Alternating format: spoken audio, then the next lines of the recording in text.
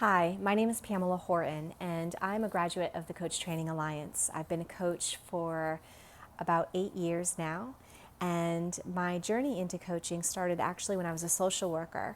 I was a social worker for about 13 years, working with adolescents and families through the municipalities and the youth service bureaus, and was doing a lot of group coaching, or counseling, I should say, individual counseling. And I've always been inspired to help people, especially children at that time.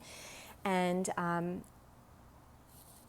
I was starting to see some friends actually become coaches and certified coaches, and it was extremely intriguing to me because when you work with social work, you're always working with somebody's past.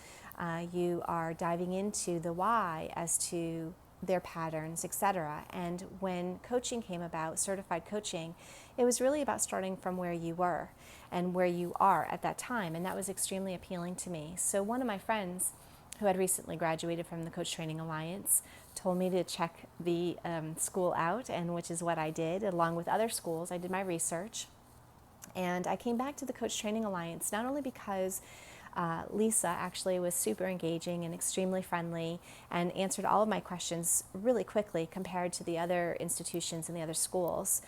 It just felt right. Things went very, very smoothly, and I trusted my friends' judgment, and then I began to trust Lisa, and I began to trust the other faculty and the other coaches with whom I've had conversations with prior to my signing on as a student. And so becoming a coach was a really beautiful marriage to being a social worker, and it really just brought me and my career to another level. And it brought actually freedom to me because at the time I was tied to a corporation, and I wanted to be free. I wanted to be independent from anybody and anything with regards to my career. I wanted to be fully responsible for myself, and so being a certified coach has allowed me to do that. Working with Coach Training Alliance and the instructors there and the faculty there, it was such a breath of fresh air because I was actually super nervous going into it. I had no idea what to expect, even though I had asked questions. I still had these am I good enough? Can I really do this? And I had been a social worker, as I mentioned, for at least 10 years prior to approaching Coach Training Alliance. And I had that career licked, right? But I didn't know anything about being a coach. And so I was actually fearful. And the faculty, as well as my colleagues and classmates, were super helpful. They were extremely generous, and I'll be forever grateful for their patience with me and just leading the way, that I had what it took to be an awesome coach.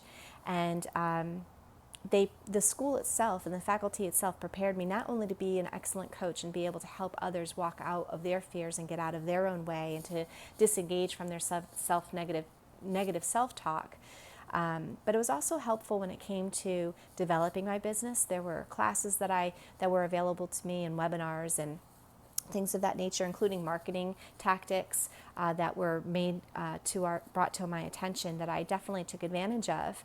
And with that knowledge, I combined with my own instincts and my own past experiences, and was able to leverage my business through the help of Coach Training Alliance.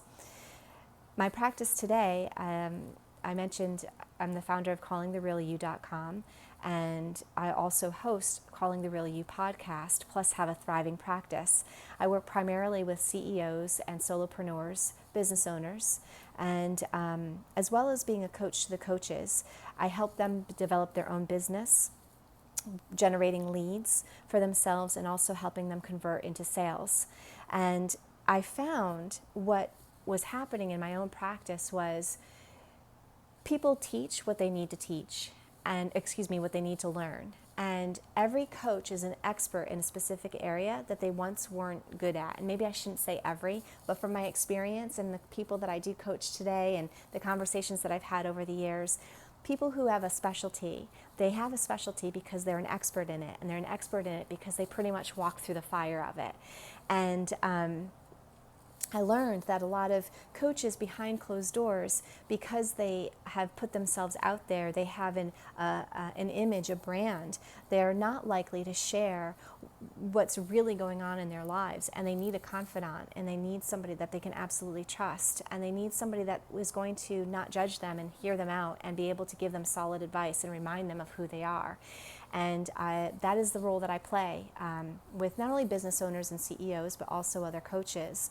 I talk them down from the ledge, so to speak, when they're most fearful, when they're about to take the biggest step of their lives, which could be even the simple act of recording themselves. Sometimes they go out on a ledge and they just need that extra comfort, that soul time, that sacred space, and that's something that I do, and it's something that I absolutely enjoy. And I bring that into the Calling the Real You podcast, where I share experts for our community to learn how to call the real you out and how to be centered and grounded. And there's business techniques on there as well. And I wouldn't be here I wouldn't be able to have a successful practice, a thriving podcast with 35,000 listeners in just such a short amount of time, if it wasn't for the foundation of the Coach Training Alliance. So if you're considering being a student here or even just exploring being a coach, I highly recommend you check out even further and in more depth than what you already have as to what Coach Training Alliance has to offer. Thank you for listening to me, and I wish you the best.